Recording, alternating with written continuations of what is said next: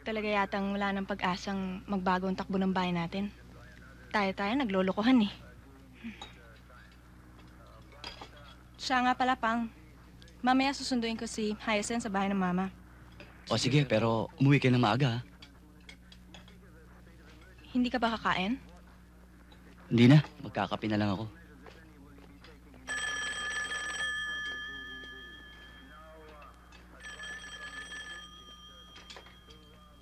Hello? Hello, pwedeng makausap si Bibit.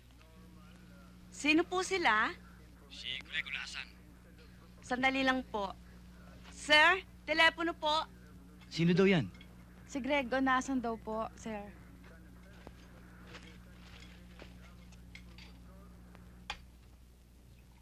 Malala na ang sitwasyon. Karamihan sa mga bata ni Kalbo, nakapwesa na sa lahat halos ng departamento ng AFP. Hindi tayo nagkamali ng inala. Yang si General Esber ayang magiging kamay ng diktador para makontrol ang buong Armed Forces of the Philippines. Sa kabila niyan, marami ng kasapi sa ating Reformed Armed Forces Movement. Sa Region 12, halos lahat ng mga junior officers ay hati na. Mga koronel at general na lang ang ating problema. Yan din ang ibig ko sabihin. Hindi magtatagal. Magkakaroon na tayong sapat na pwersa para gumawa ng pagbabago. At para harapin ang pagputol sa ugat ng kasamaan. Samantala, kailangan doble ang pag-iingat natin. Dahil pag sumingaw ito nung wala sa oras, maraming madadamay at mawawasak lahat ang mga plano natin. Yan ang hindi dapat mangyari. Dahil tiyak, ang makakaharap natin ay ating mga kabaro. Ikaw, Bibit, nasa intelligence ka. Anong pakiramdam mo sa grupo mo? Wala. Tahimik na tahimik pa. Dahil sa ngayon, nakatutok ang aming operasyon sa paghahanap kay Abdulasim. Ang pinuno ng mga... Siya ang top priority ng aming operasyon. Well, gentlemen, everything is quite going right. Let's drink to that. Para sa bayan. Para sa bayan. Para sa bayan.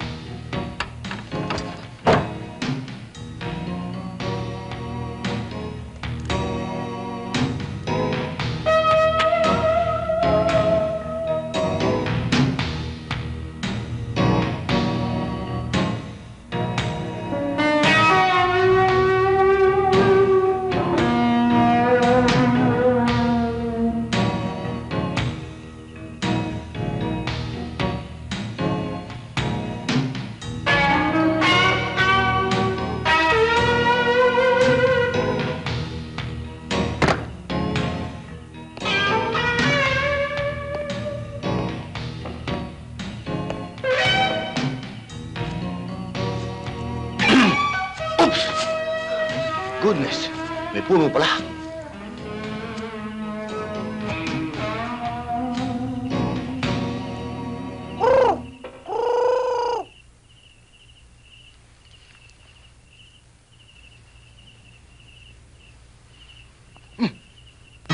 Ulala! Gucci-gucci! Alika na. Delicious looking apple.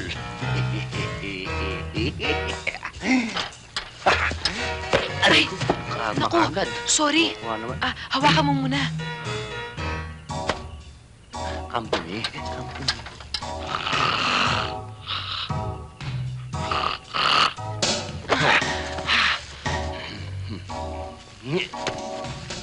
Pake.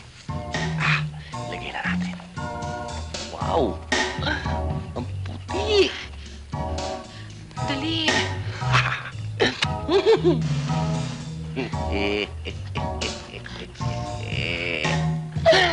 You're mine!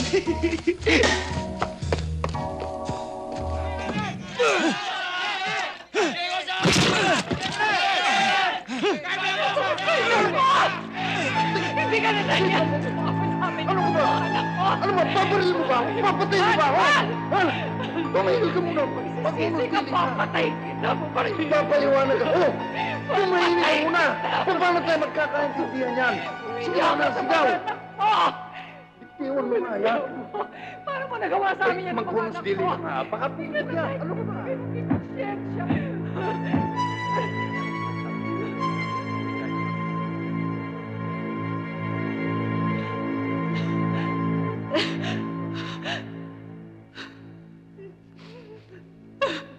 Mama, ba't ko umiyak? Ba't nag-away na naman kayo ng papa?